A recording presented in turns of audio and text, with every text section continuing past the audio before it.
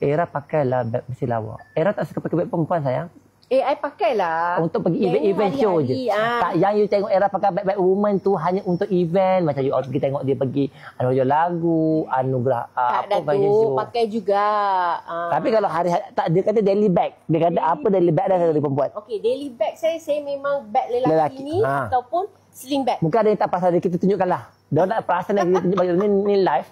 Korang tak percayakan beg Era Fazira ni. Bag ni unisex kan? Kau beg ni dengan macam ini beg dalam 10,000 kau beg dia.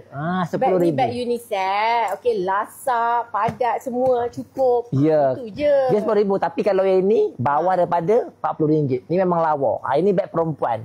Ni beg perempuan. Yang tadi beg lelaki. Ni beg perempuan. Selalunya beg macam ni yang tak bestnya dia tutup lepas tu tenganga. Tapi tak yang ini ada zip. Memang zip. Selamat walaupun dia shape yang macam ni. Ya. Dia tak percaya. Alhamdulillah kakak Era cantik. Allah. Bosan tak bila orang selalu kata you cantik? Bosan tak buat lain cantik? Kalau tak jadi you kat I bosan sebab macam mana tau? Ni jujur tau. Ni bagi pandangan saya lah. Bila orang kata kita cantik, kita nak kena maintain cantik. Sebab diorang tak boleh terima you tak cantik. Sebab macam I tak suka. I suka jadi diri I. Contohlah, I bila pergi event, I handsome. Tapi bila I macam Era, you as bekas tu cantik, modeling, you penyanyi dan you kena look good every time. Sebab dulu waktu you free hair, you selalu pakai rambut palsu. Sebab you memang orang tahulah kalau rambut palsu you banyak dulu.